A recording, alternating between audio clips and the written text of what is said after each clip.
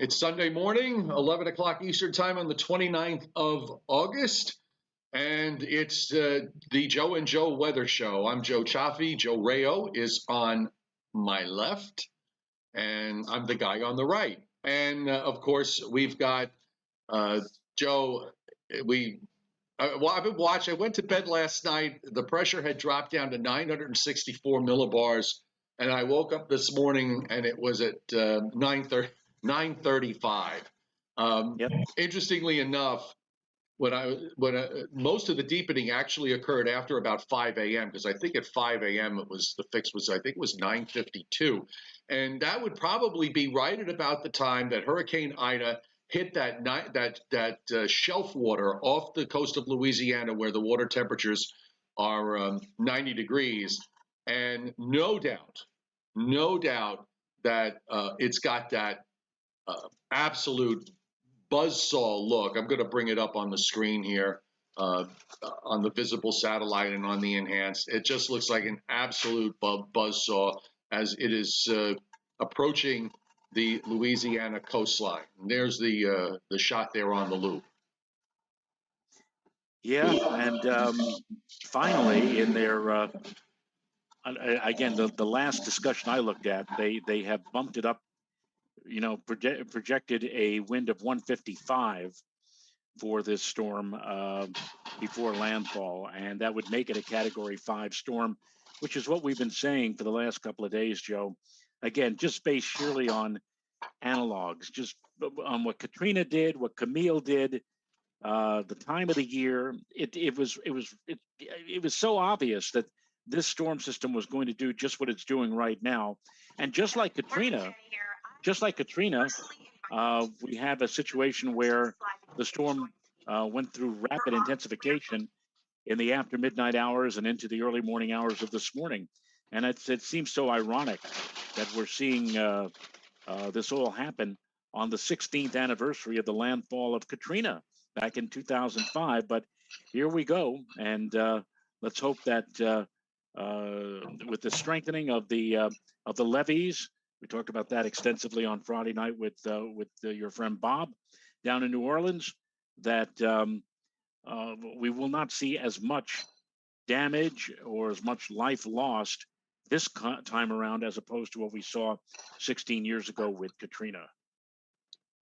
Yeah, Bob Breck made it very clear that the levees, when they rebuilt them, were built right this time, as opposed to the first time when they were built wrong, and were destined to fail at one point or another. So this hopefully will turn out to be a bit better from the standpoint of the levees. However, the wind destruction that's going to occur down along the coast I think is going to wind up being fairly substantial. I've got the hazards map up, Joe. I've been sort of following the winds here in a number of places. There's the West Delta oil platform, which is it's just offshore of the southeast Louisiana peninsula that you go down to Boothville is like one of the farthest south points there. This one's just offshore. It's 224 feet above sea level where the anemometer is, and that's 87 gusting to 106 with a peak gust of 112. I guess you want to knock off about 10% to get the land wind. Probably is a good way to look at it. Pilot Town, which is their anemometer is 3 feet off the ground. 76, the temperature there. The wind is south-southeast at 54, gusting to 77. And let's see, just a couple of other spots. Inland, Barataria Bay near Grand Isle is 61 miles an hour from the south-southeast. They're actually, they're on there's a little bay there, but they're kind of set back away from the open waters of the Gulf of Mexico. The Calais Bay near Cocodrie is northwest at 50. What's striking me is that some of the gusts in and around New Orleans are actually not too shabby. Shell Beach which is on the east side of New Orleans, right near right on the coast. 47 gusting to 62. We've got New Orleans Naval Air Station is east-northeast at 31, gusting to 51. That's their highest gust so far. And let's see, and that's an old ob. We should point out, Joe, that and we pointed this out last night, that for New Orleans and for the general region, the higher of the two high tide cycles, we're now just past that, 8 o'clock to 10 o'clock this morning, and now the next round of high tides will come this evening at around 8 to 10 p.m. So that, again, combined with the approach of Ida right now, really making things rough right along the immediate shorelines. There may be a little bit of a drop off. I'm not even going to say that. I mean, the drop off in terms of tidal flooding is going to be almost imperceptible when you have a landfalling hurricane of this magnitude moving in the hours to come. But officially now, look at the wind flow. I mean, when you look at the wind flow around it, I mean, that water is actually the water is piling as you go northward along the Gulf Coast. So that's why the surge is, the surge is going to have impact even on the Alabama coast all the way back to the Florida state line. I mean, that water just piles in with the center tracking just to the west of New Orleans, going west of New Orleans and east of Houma. So just kind of right up in that alleyway. It's going to take a while for that water to get out. That's the bottom line. It kind of reminds me of the great nor'easter that we had here in December of 1992, where folks along the North Shore, as you just pointed out, the piling of the water, even at low tide, the water really wasn't all that much different from high tide, because again, the water just piled up so high, and it was not enough time for the water to drain out before the next high tide. And this is basically what's happening right now, as you just pointed out, along the Louisiana coast. There's we just came off of high tide, but because of the wind direction, the piling of the water is such that there really won't be enough time for any kind of substantial or consequential lowering of the water levels before the next high tide comes rolling along in about 8 to 10 hours. Just looking, the radar on the map that I have on the screen right now. This is from the Weather Service's hazards map. So these obs update fairly regularly here, just kind of moving things around. The West Delta oil platform buoy is now they got a gust there of 106. There's the Southwest Pass observation station, which is right on, it basically sits right on the water, is 91, Joe, 91 sustained, gusting to 100. And they had a peak gust earlier of 105 knots or 121 miles an hour. So they had the core of the hurricane pass very close to them a few hours ago.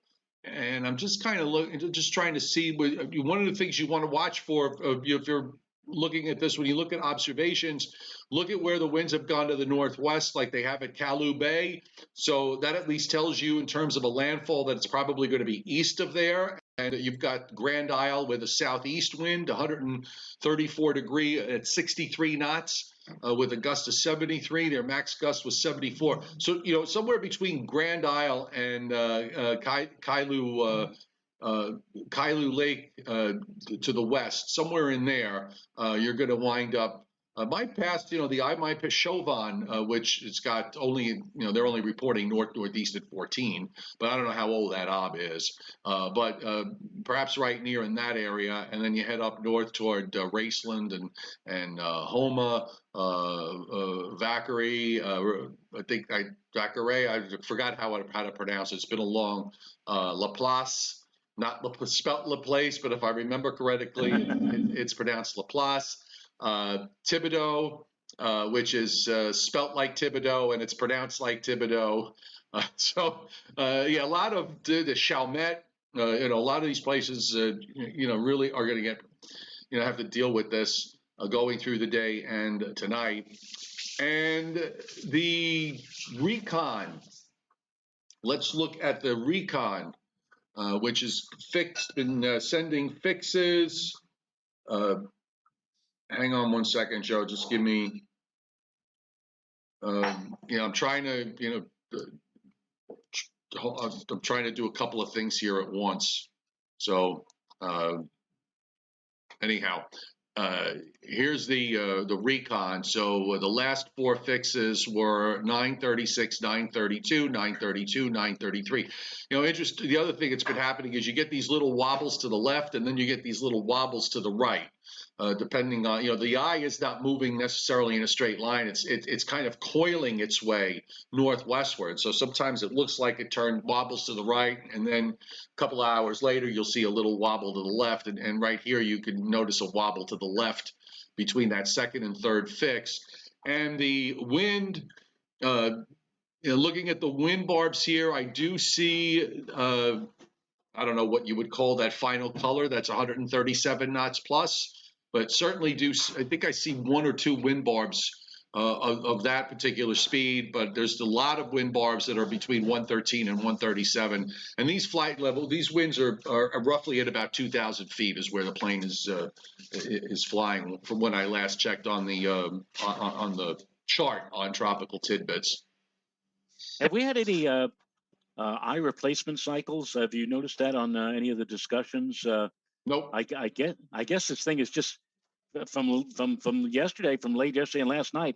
This darn thing has just been deepening and deepening and deepening. And interestingly, last evening, one of the discussions said that in terms of wind, it didn't appear to have significantly increased, in spite of the fact that they said that the pressures were dropping at like 2 to 3 millibars per hour. Yeah, and I said, well, eventually the winds are going to catch up with that. Well, that's not unusual in a rapidly strengthening hurricane. I've seen that happen many times, where you see these big pressure drops, and then you look at the wind, and it's not in sync. But usually, a couple hours later, the wind catches up. Yeah, and MTN Biker 49, or Mountain Biker, I'm sorry, Mountain Biker 49. Well, I failed. I voted Cat 5 before landfall. Don't deal your cards out just yet, because again, during the most recent discussion, they did place the storm at 155 mile per hour, Cat 5, before landfall, and that still could happen in the next few hours before the storm does make landfall. We're only 5 miles short of that, 5 mile per hour short of that. And Joe, the next update will probably be available in about a half an hour, I suppose. And who knows, we may see a Cat 5 by then. Could very well. I've been trying to keep a close watch on everything here with regards to where this is going, and recons and new advisories and new updates. It's been a fun morning. Just for laughs, because it is pretty meaningless at this point.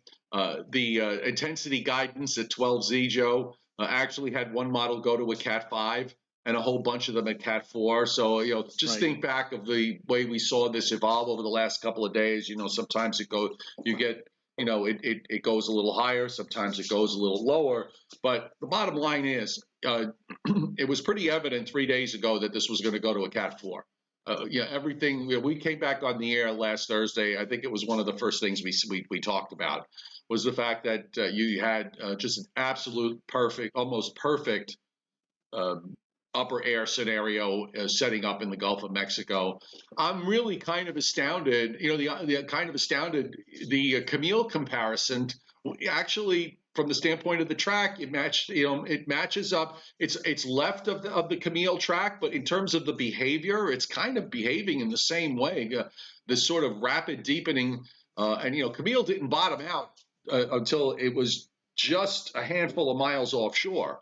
So, we're kind of at that place now. There's still a little time, unless maybe that round of deepening that started 24 hours ago hit the peak when it got down to 930, and maybe it'll be going through an eye wall replacement cycle just as it's making landfall, which would be a bit of a blessing if that wound up happening, because that'll let the pressure come up and maybe the wind come down a little bit. But we won't know until the plane tells us. And the interesting, Joe, very interesting are the forecast tracks, because now, at least from the standpoint of our own weather here in the Northeast and in the northern mid-Atlantic states, we have not only do we have a vast majority of the models tracking this into the Tennessee Valley and then across West Virginia and then across Northern Virginia and Maryland and then off the New Jersey coast to Long Island and straddling southern New England. But Joe, it would not surprise me. Camille's track was a little bit south of this and passed off the Virginia coast and wound up going northeastward and eventually re-strengthened back into a minimal hurricane when it came offshore. And I was looking at the European. I don't know if you got to see the European last night. No, I didn't. I mean, it basically takes a low off the Maryland coast, and it's got a 92 low sitting, on the northern side of the box, east of Cape May. I mean, whether it strengthens to a tropical storm or not wouldn't make a difference, but because it'll be moving on out to the northeast, it's just one of those, technical things that we look at. But what struck me was the fact that the gradient was a bit on the tightish side. So we could actually wind up with not only heavy rain, but maybe a few hours of, nothing crazy, but just gusty winds. Certainly winds that are going to be gustier than they were than they were with Hurricane Henri.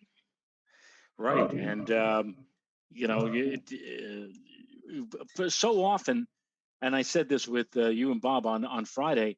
The local television stations, they show the destruction down in this case in Louisiana or Mississippi, and then they say it's coming this way. And of course, 9 times out of 10, when it does come this way, it's nothing more than a big mass of clouds and rain. But yeah, as you just pointed out, if this thing tries to re-energize off the mid-Atlantic coast, and I suppose it would once again reacquire the name Ida. They wouldn't rename it or give it a new name if they.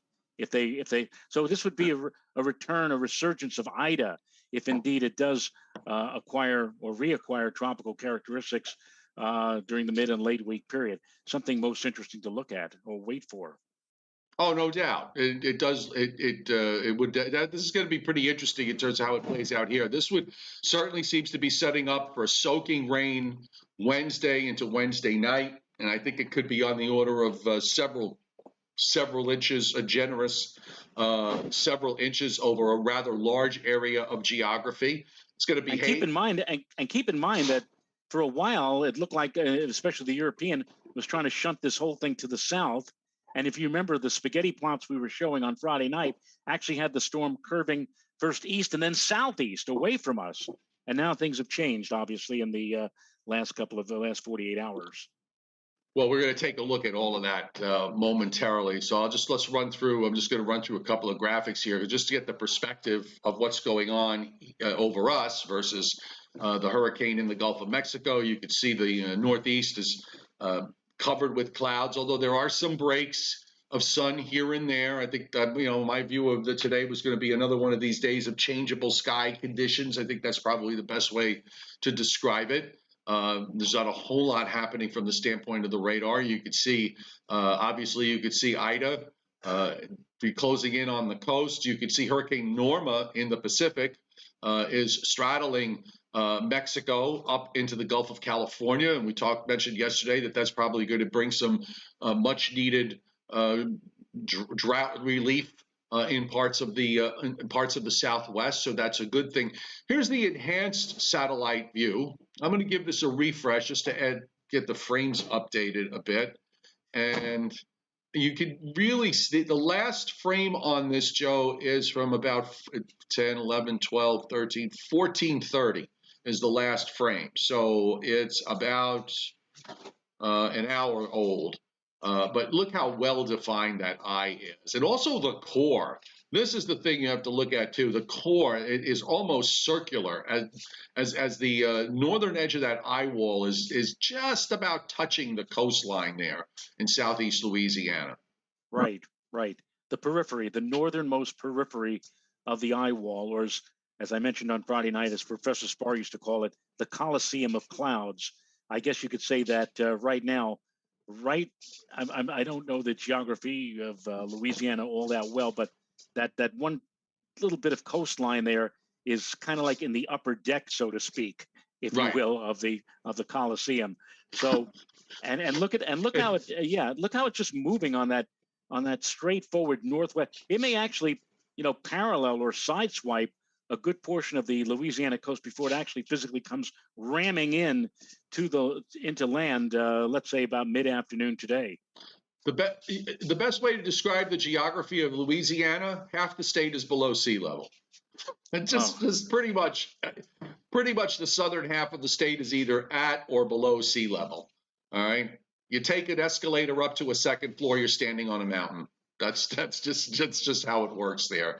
Yeah, And the inundation, depending on a track and timing, can oftentimes be problematic. And usually they do have pumps that deal with all of this. As the water comes in, it just kind of gets pumps back out. But if the power goes out, there's a statewide power outage, you can't, those pumps don't run, or very few of them do. So that's another part of this equation that needs to be mentioned. And here's the rainfall forecast from WPC, which again they've got this 15-inch plus area in southeastern Louisiana.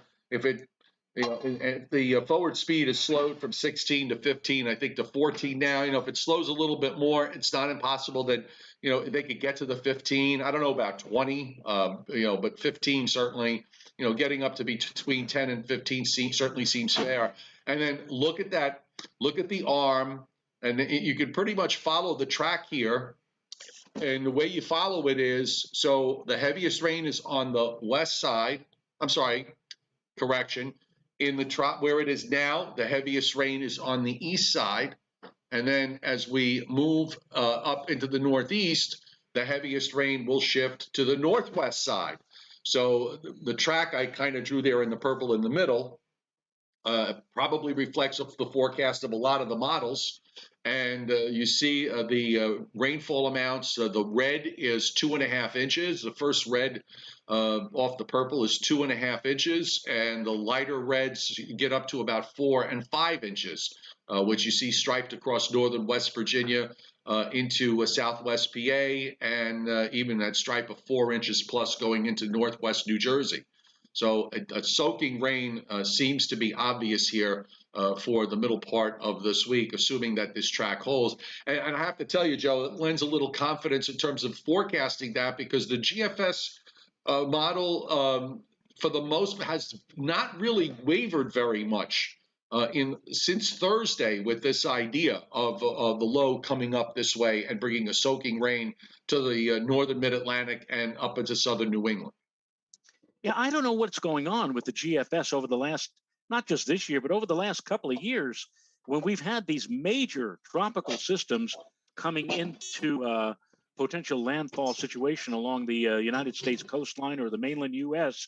It's always been, at least the last couple of years, the GFS has been number one in both forecasting and also in terms of intensity. And the European has kind of like fallen behind. It has not done anywhere near as well. And again, case in point, 2 days ago, GFS was insisting that this thing was going to bring significant rains to our area for midweek. European, they're pushing more the idea of a suppression and keeping the lion's share of the rain to the south. Now the story is a bit different, but the GFS has been by far and away head and shoulders above all the other models in terms of forecasting, at least in terms of tropical cyclones, not again this year, but also last year as well. Well, another interesting development over the last couple of years, and I don't know if this has to do with the upgrades they've done, but they seem to be, years ago, Joe, if you remember, you never saw, especially as you went out into the long range, a reflection of a tropical system would basically just be an L. You can have a category 3 or 4 hurricane where out on day 6 or 7 on the map. You would look at the model and it would just have basically a closed low with a low with a 10-12 isobar around it.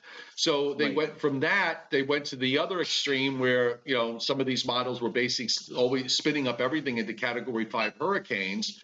Now we seem to be somewhere in the middle, because none of the global models were deep enough in terms of the pressures. They barely get to get down into the 960s. So obviously there's a 30 millibar error there. On the other hand, you've got the NAM3, which like to take things down to 899 or 878 or whatever it was. Obviously, that was wrong. But, what did we do last night? We said take the two models, add the pressures up and divide it by 2, Right. and split the difference. And I think what we got from that was 930 or 935. So guess what? yeah. That seems to be the new. But you know what, Joe? We can only use that methodology so far because, according to what you told me, they're going to be phasing the NAM out in the next year. So we won't be able to have that to fall back on. Yeah, that's true. I mean, you know what? It worked this time. I don't know if it worked. It'll work again. Maybe it's just a coincidence that it worked this time. And here, by the way, is a close-up of WPC's rainfall forecast. I just refreshed it. They have not extended it far enough northeast, but if you look on the upper left, on the upper right, the yellow is 4 to 6 inches of rain, and they've got almost all of Pennsylvania in that 4 to 6 inch area. And this map actually is valid through 7 a.m. Friday morning. So this will take into account every drop of rain that occurs from this right through the middle part of the week. And of course, down in Louisiana, you see the red there is 10 to 15. The purple is 15 to 20. That part of the forecast has not changed very much at all. I haven't looked at the advisory, so I think I'm going to bring that up and take a look. And by the way, we now have Tropical Storm Julian in the Atlantic, upgraded at 11 o'clock. Maximum sustained winds are 50 miles an hour. It's at 35.1 and 46.8, moving northeast at 17. And we still have Tropical Depression 10. And also, Joe, I don't know if you saw this, but there's a little low that's off the Delaware coast, and the Hurricane Center actually mentioned this today, that it's dropping southeastward. And if you look on the satellite, you can see there's a little swirl there. Environmental conditions are favorable for slow development as the system drifts southeast and then east. I mean, obviously, it's not going to do anything, but it's not often that you see the seedling disturbance with the first X showing up just east of Chesapeake Bay. That's pretty far. Yeah, that is. Although we have seen in the past, once in a great while, we've actually seen tropical storms form. Yeah, literally right in our backyard. I think that happened. One of the storms last year formed was named just northeast of Atlantic City, if I recall. I don't remember which one it was. Yeah. I'm just going to bring up. Let me just see what the tech. Did you get to read the technical discussion?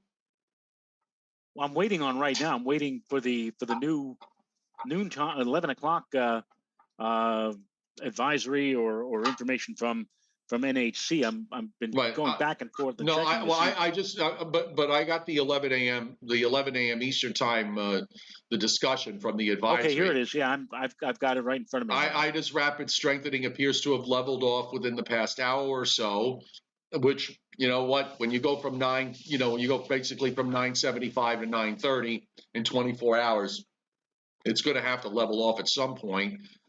Flight level winds 146 to 148 knots. The believable SFMR winds are around 130. So based on that, the central pressure bottomed at 929. And the latest drop zone from the eye says 933. Ida's satellite and radar is very impressive. A 15 nautical mile wide eye, well defined, surrounded by a ring of intense convection.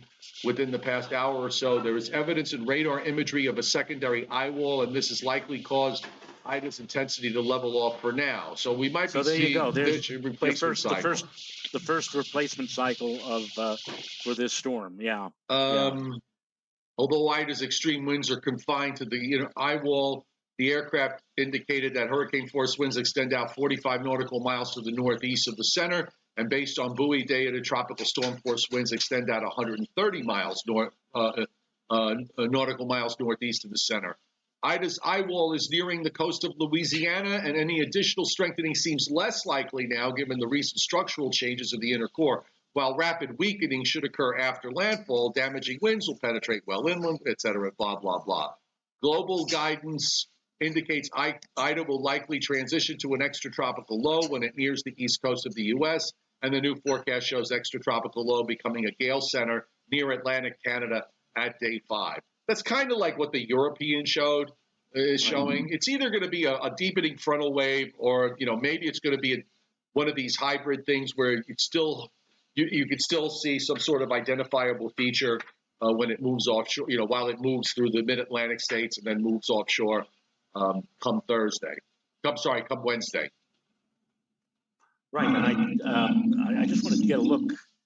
Well, the GFS is not yet available. No, but we can look at the NAM. The NAM is. By the way, on the screen, since I had it up from before, I have the European from overnight. And by the way, for this evening, it has you can see how off it is on the pressure. It's got a 966 pressure. With the low still having, kind of looks like the position that the European has now is where the eye is, but it's got a 966, and we know that's not the case. And it actually has a really wrapped up surface low that moves through west central Mississippi to just south of Nashville by Tuesday night. And then it's in northwestern Virginia as a 95 low with about 4 isobars wrapped around it, Joe. By Wednesday evening, and by Thursday evening, it's a 92 low sitting. It's probably a little slow. I'm going to say it's probably about 12 hours too slow. 39.3, 72.1. It's going to be further. That low center is going to be further left than Henri. Yeah, and here we are. Well, a week ago we were making hay about Henri, and here very quietly now, this tropical system, Ida, may end up being more potent, even though it may not be officially a tropical cyclone. It may be a post-tropical system, but still may be more potent for us Wednesday into Thursday. I'm just looking at the upper air, Joe, and I got to tell you, between the rains that we're expecting for midweek, plus the turn of the winds for the first time in God only knows how many weeks it's been since we've had a flow out of Canada, the likes of which we're looking at for the end of Thursday and Friday. Right. The atmosphere, our atmosphere is going to be cleansed, and we'll probably see perhaps the cleanest and most transparent type skies here by the end of this week. You think about all those days we had sunshine mixing with smoke from out west, and now here again, between all that rain to cleanse the atmosphere and then that northwesterly flow, especially in the upper atmosphere. One good thing about all of this is that it looks like it's really going to be a nice, fresh, clean sky here for later on this week into the start of the upcoming Labor Day weekend. And if the European is right, that northwesterly flow only strengthens as it goes through the weekend and into next week. I mean, you've got the westerlies going all the way down to South Georgia. Right. I mean, I don't know what the specifics are in terms of cold fronts and but it's certainly, there's no heat wave here, that's for sure. With this upper air, we're gonna have some rather nice, very late summer, early fall type weather. It'll vary from day to day to some degree, but it certainly is going to be nice for the Labor Day holiday weekend and beyond from that standpoint, anyway. You think about the pattern that we've seen so far this summer. June and July, we had these rapid moving troughs coming out of Canada. So yeah, there were times when we had heat, even at times even extreme heat and humidity, but it only lasted for a couple, 3 days because that flow was so progressive that in comes a new trough, out it goes, and in we go into another dry and pleasant airflow. We didn't see much of that at all during August. August has been the month where we've had almost constant heat and humidity, and we've strung together now, I think, something like 8 or 9 consecutive days where in the New York metropolitan area where we've had dew points of at least 60, even at times close to 70. But that's all looks like coming to an end now by the end of this week, because once we get into that pattern, as you just pointed out, once we move into the new month of September, back we go to the old pattern of troughs or short waves moving through every 2 or 3 days to help to reinforce that cool, dry air. Yeah, there'll be a few periods when it's going to get warm and humid again, but not for very long. Certainly nothing compared to what we've seen over the course of this month of August. Yeah, I'm just I pulled up the NAM just to see what it's doing. And of course, the NAM, which was way to the left with this initially, finally got on the shtick about 24 hours ago with the Ida taking it into Louisiana instead of Houston. but it's got a surface low Tuesday afternoon in northwestern Alabama, which goes into northeastern Tennessee by Wednesday. Rain moving up the coast. You get it to Muskogee. It only goes out to Wednesday evening, but it's got a low in northern Chesapeake Bay by Wednesday evening. And then if you kind of use your imagination, it'll probably be somewhere east of the central New Jersey coast, south of Long Island on the next frame. And the new GFS is starting now, so I'm going to preload the new GFS. And maybe, oh no, it hasn't started yet. It should be starting any moment, but has not started yet. Let's see, what else can we check? Let's check out the radar. Now, we haven't looked at the radars yet, but here's the view on the U.S. radar. It's about an hour old, so let me just give it a quick refresh. And look how well, I mean, that's really a beautiful shot of it just sits alone there, Joe. Right in the middle of the picture is Louisiana, Southeast Louisiana. And I mean, the donut hole just stands out so well. And you can see the bands, and it's a completely closed wall, eye wall going, all the way around. You see what the Hurricane Center was talking about in the discussion, the inner eye wall, and then there's the outer eye wall, which is on the coast. I mean, this is really just a classic looking system here. It's kind of, there's a feeling of ambivalence. Yeah, there's going to be a lot of destruction. Yes, probably some loss of life, but yet in the same token, again, when you look at a picture like this, Joe, a radar like this, or a satellite view of this, it is, you don't want to use that term, but you can't help but say it is so beautiful the way the whole thing just wraps up. It's like a classic, as we said yesterday or on Friday, a classic textbook of a really destructive storm. The buzzsaw look. That's what it looks like. That's the buzzsaw. I can't see the I can't see the chat board, so I'm just kind of curious where we are with likes. Have we gotten to 100 yet? We're only at 57, Joe. We have 58 people watching, but we have only, he said, 58 so far. Well, thank you for those 58 likes. And, if you like the show, hit the like button. It is most appreciated. I know Paul Roman hit Super Chat earlier today, so a big thank you to Paul. I don't know if anyone else has hit since then. But if you see anybody, Joe, just give it a mention. Paul Roman, and that's all. He says, appreciate all you do, Joes. Yes, we appreciate all of you being here with us, watching our daily diatribe on atmospheric conditions. And Joe, just in the matter of the last minute, we've seen the likes go all the way up now to 90. They're literally, the clicks are moving as I'm speaking to you now. So our likes are going up almost as fast as the pressure dropped in Ida. Absolutely. For most of the overnight. I put up the radar from Southeast Louisiana. I don't think this is Baton Rouge radar. It's LIX. I'm not sure what LIX is. They've changed so many of these locators. There used to be MSY, which was Moisant in New Orleans. So I'm assuming that it's maybe it's Slidell because it's kind of LIX. That's Slidell. Okay, I just figured it out, which is just northeast of New Orleans on the other side of Lake Pontchartrain. Now you can clearly see the eye just getting very, very close, not quite there, but getting very, very close to the coastline. Homa is indicated. I don't know if you can read it. It's I'll put a little dot where it is. I'm going to try to put a little dot there, but that's Homa. Okay. You just heard the 100 like bell just ring. And New Orleans is, right about here.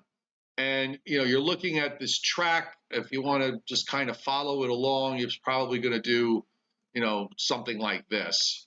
And then turn more northward and go east of Baton Rouge, and then eventually go, 360 on up through Mississippi and beyond. So that's kind of where the track will show up here. And of course, with this sort of track, New Orleans being on the east side definitely lines them up for heavy rains. You can see these bands just keep rolling in from south to north, and we've already seen some gusts of 50 to 60 in downtown New Orleans. And that when that core gets inland, the rain is going to really go to town in Southeast Louisiana. And the surge is—I haven't seen anything with regards to the surge, but I'm guessing that it's probably substantial. So we're only going to know this later on. Well, we remember 16 years ago they had something like 20 or 30,000 people take refuge at the Superdome, the Louisiana Superdome. I'm wondering whether or not they're using the Superdome for anything for this particular storm, or whether or not they just said, "Hey, we're closed. Take care of yourself." Yeah, you know what? I haven't really seen anything or heard anything with regards to that. Interestingly enough, and of course, you remember that with Katrina 16 years ago, the outer sections of the Superdome were being peeled away like peeling away the peel of an orange, which was that actually absolutely just blew my mind to see something like that happen. So the winds, the worst of the winds and the worst of the rains, as Joe has been mentioning, is coming in the next few hours. So as bad as it is out there right now for the folks who live along the immediate Louisiana coast, we're only going to see it get worse between now and, let's say, nightfall. All right, we're only 12 hours in on the new GFS, and that has it. Looks like just west of New Orleans on the GFS seems to be moving at almost 360 here during this afternoon. So, good idea to keep an eye on the radar and some of these radar plots, hour by hour, to see if we're seeing the storm moving more 330 or 340 as it heads inland. This is a nowcasting event for Southeast Louisiana. And of course, with respect to what we think is going to happen here, we're looking down the road 3 days from now. We going to see what the models are going to take, what adventures the models are going to take us on with respect to the remnant rains and the remnant low of Hurricane Ida. Yes, and it is one thing now to look at the models and see where they're pushing it, but just out of the sheer momentum of such a massive system like this, even if it tried to start curving more to the north, it's going to take time. It can't do it instantaneously. It needs to take time before it makes any kind of significant move, and that has to play into the forecast if you're going to do a micro scale type forecast. And thank you very much, Brandon Doherty, for hitting the chat board.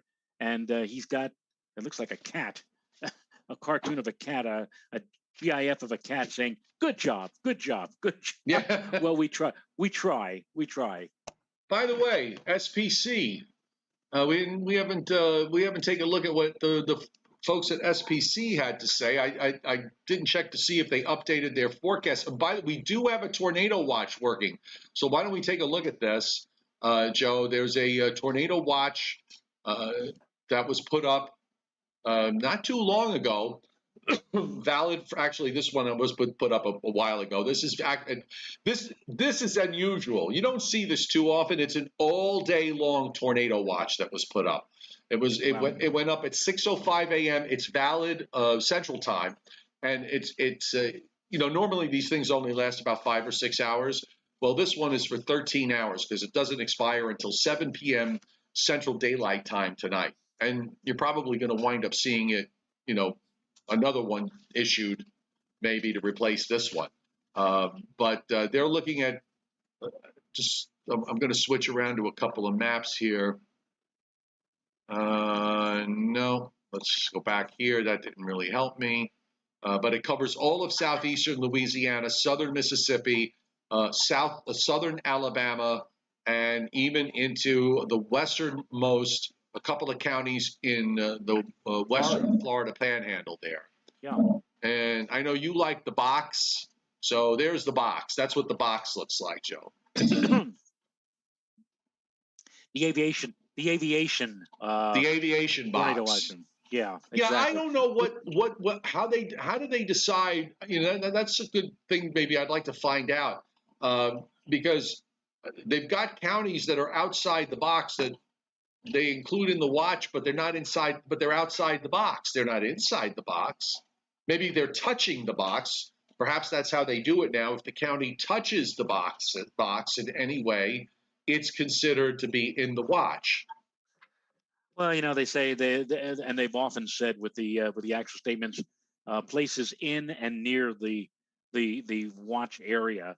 And so, I mean, if you're outside the watch, even by in this case as much as maybe like 20 or 30 miles, what the heck? I mean, like the tornado is not going to say, "Ooh, I can't go anywhere beyond the watch box area." I mean, it's gonna go over at times.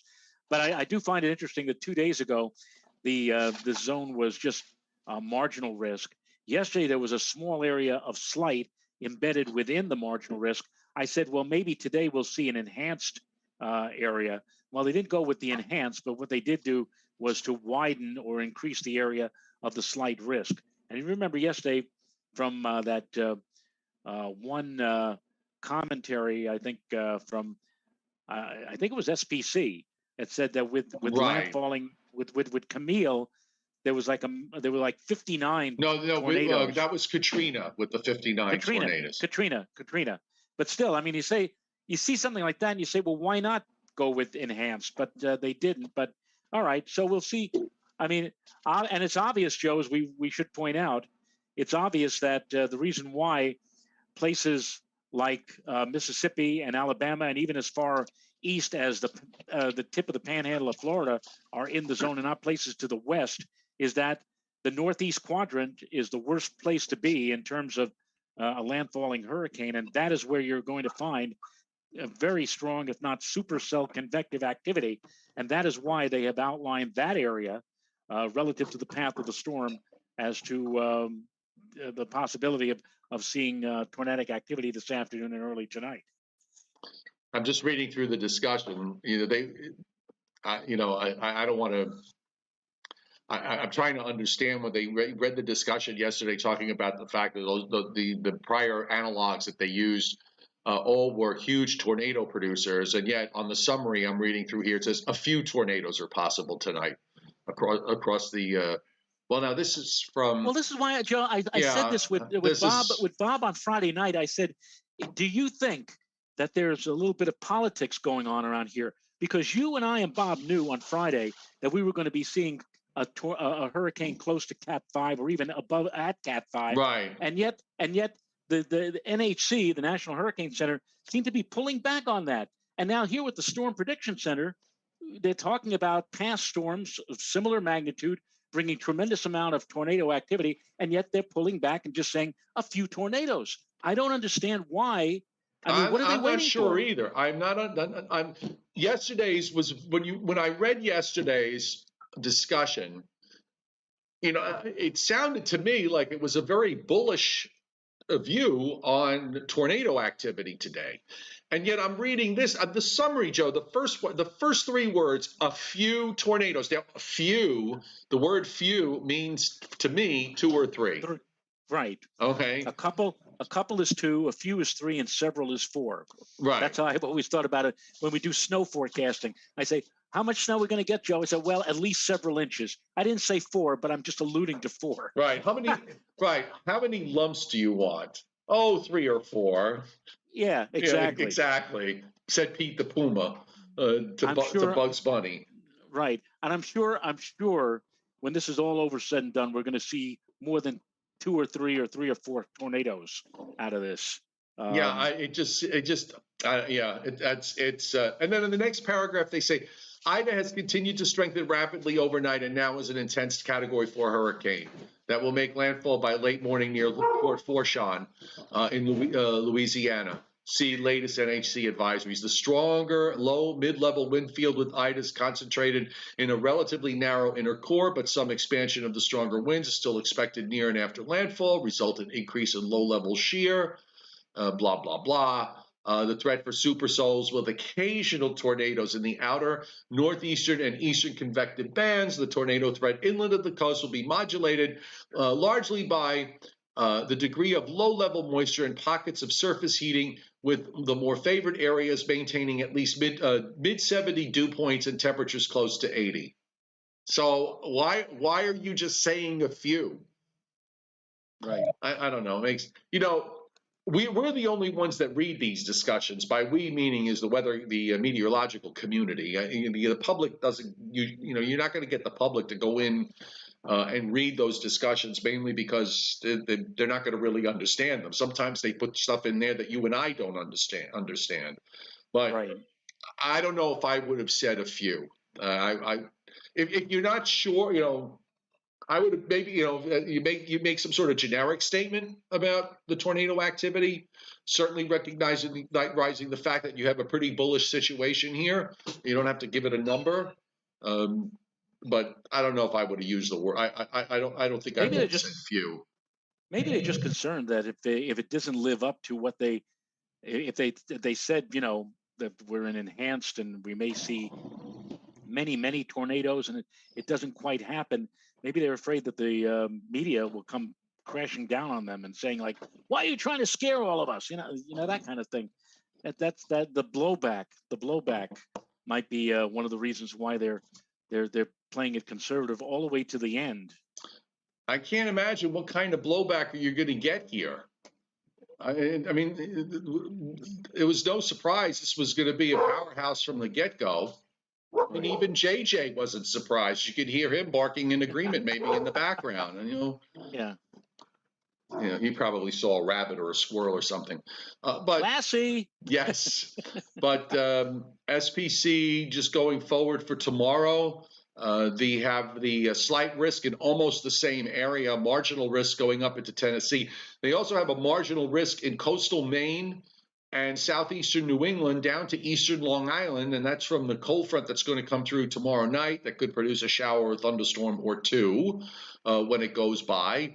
And that front is going to stall out to our south and east and set the table up for the remnant low of Ida to move on up. And then going into Tuesday, this is Tuesday into Wednesday, the marginal risk is in eastern Alabama and much of the state of Georgia, except the southeast and a small portion of southwestern North Carolina. So that all kind of matches up with what those forecast tracks are. And let's see, I've babbled long enough, though, that maybe we have the GFS out to 54 hours, so we can take a look at what it's doing here. And it moves it almost straight north and turns it northeast in south central Mississippi. By the time we get to 54 hours, which is 2 o'clock in the afternoon on Tuesday, it's in central Tennessee as 1,002 low. You have the let's see, I'm going to just kind of eye the isobars here, but there's a front, kind of stalled out, sort of right in here, and it goes back. The low is just sort of right along that frontal boundary. So I imagine that this row, now we're at the 60 hours, and the low is moving east across southern Tennessee. And you've got rain into southwest and south central Pennsylvania to northern Virginia, and then all of West Virginia, southern Ohio, eastern Kentucky, eastern Tennessee, western North Carolina, all in heavier rain bands as it's, the low is pushing to the east. So I'm kind of just sort of eyeballing this, Joe, and the way the high is coming down to the north. This run of the GFS probably, which was further north, by the way, than the European was. It had a low up in the Gulf of Maine. It had a track a little bit more inland than offshore. But I'm looking at this and thinking that maybe on this run we're going to wind up seeing this a little bit further to the south for Wednesday, something coming off of Maryland or New Jersey or Delaware or New Jersey, somewhere over there. Yeah, and of course you'll probably, hear the local news media saying, we've seen what Ida did to Louisiana and the Gulf Coast. Now, what is she going to do to us? And they'll have their usual numbers of reporters out. Wait. Let me. I'm going to bring us back. Let me bring myself back full screen here. Hang on one second, because this was an opportunity, Joe, for me to do. Are you ready? Yes. This just in.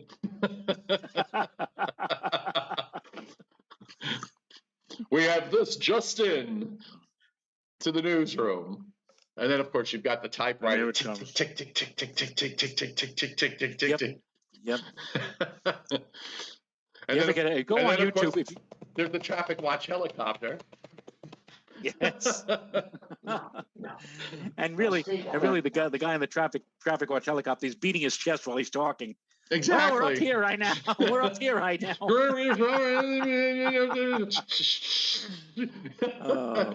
Those were the days, weren't they? They were. All right, so I don't know. I guess we pretty much covered it all. Anybody, you see any? I was watching the chat on my phone, and then I went to check NHC, and I no longer have it on my phone. So, you see any questions that we could address, or comments, or? I am looking here. What was that? Music? Yes, my mother is putting on the papal mass. Hold on 1 second. Hi. I'm sorry. Okay, that's okay. We're gonna, we I put it on mute, teacher. okay, she's watching a muted mass. Go. What church is that from? The church over here. Oh, a local church, St. Pius. Immaculate Conception. Oh, Immaculate Conception. Okay. You want it? I want. My mother wants to watch. Is going to want to watch the mass. So you know what? We're at 11:56. I So- can do both, Joe. You can do that. Yes, I can Mom. watch the next. Yes, mother. Sorry. By the way, She sounds just like, I was with my mom yesterday. She sounds just like my mom. Yes. Maybe one day we had to do both moms instead of both Joes. That would be fun. Oh, that would be funny. Can you imagine? That would be hilarious. By the way, earlier in the show, my friend Junior was watching, and he said he could hear noise in the background, sounded like dishes. That was my mother grinding up breadcrumbs as she's making meatballs. Just so we're clear. Lucky you. Yes, All right. so definitely lucky me.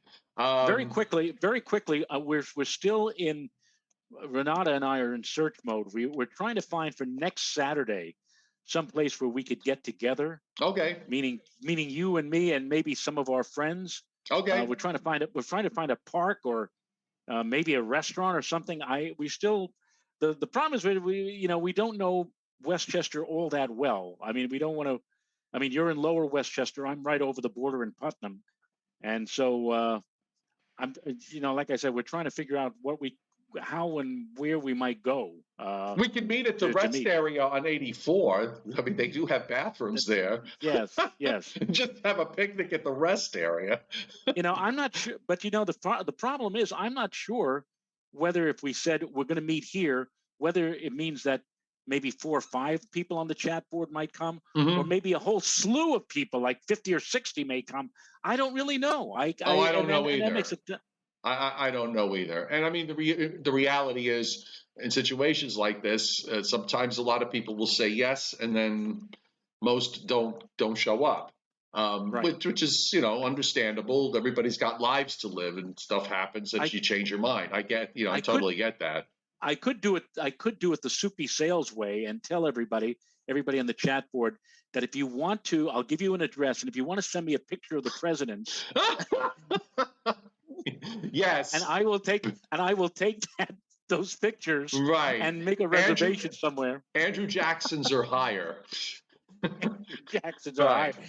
But Soupy said that, by the way. No George Washingtons, no Lincolns. We would go straight to, go to Andrew. Go start with Andrew Jackson. Go to Benjamin Harrison. Get some Benjamin Harrisons in there. If you don't know the story quickly, on New Year's Day in like 1965, when they wouldn't allow Soupy to pre-tape his show for the holiday, they forced him to come in. And at the end of the show, he told all the kids, he says, go into mom and dad's bedroom. They're probably still asleep from all the celebrating last night. Go into mommy's purse or daddy's wallet and send Soupy these pictures of the president. I remember that. I remember hearing and he actually put the address of WNEW up on the screen. And he said, and if you send me those pictures of the presidents, I'll send you a postcard from Puerto Rico. Did he? But the thing is that he got like $8,000 from kids. I know. He must have got. Did he get into trouble for that? Yes, he got suspended for a week.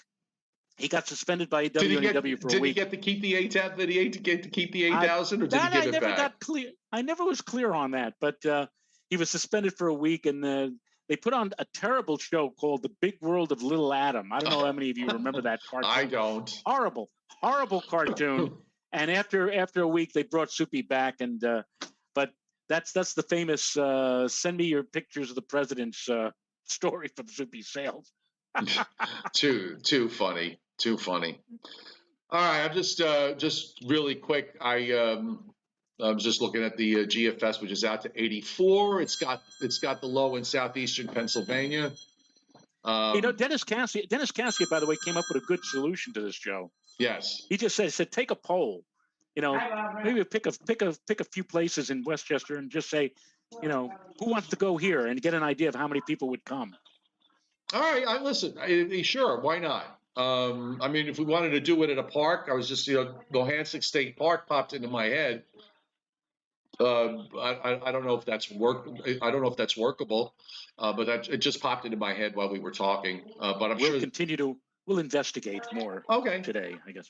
All right, so we'll be talking about that during the week, folks. So stay tuned for a possible, meeting place for the weekend somewhere. And, all right, I hear your mom, so she wants to hear the mass. So yeah, maybe we should go. It's time to go. She's going to put in for an after fee when she finds out that her voice went out on the air. If we only were union. By the way, Joe, real quick, I'm just looking at the GFS, which takes a low from southeastern PA Wednesday night right over Long Island. I mean, it really kind of clobbers Pennsylvania, the Hudson Valley, northern New Jersey, Long Island, southern New England, central New England, with a ton of rain. I mean, an absolute ton of rain. But the cold front trails south, looks just like a wintertime frontal wave, and the cold front trails south down into northern Florida. I mean, you got northerly winds going from upstate New York all the way down to the Florida Panhandle, and a nice high north of Lake Superior. We're going to go into a really nice, clean weather pattern. The air will be probably as clean as you said. It'll be as clean as it's been in a long, long time. Right. All right. That'll be nice. Yeah, I better go because she's having this conversation in the background with my sister. I don't know who in the name of God they're talking about, but whatever it is, it's juicy gossip. All right, folks, thanks for being here. Those of you watching from Southeast Louisiana, fingers crossed that you get through this okay. And Joe and I will be back tomorrow night at 7:30 Eastern Time. Good night. Have a great afternoon, everybody. I'm so used to the night show. Good morning. Good night. Wherever Whatever time it zone is. you happen to be in. Yeah. Yes. Bye-bye.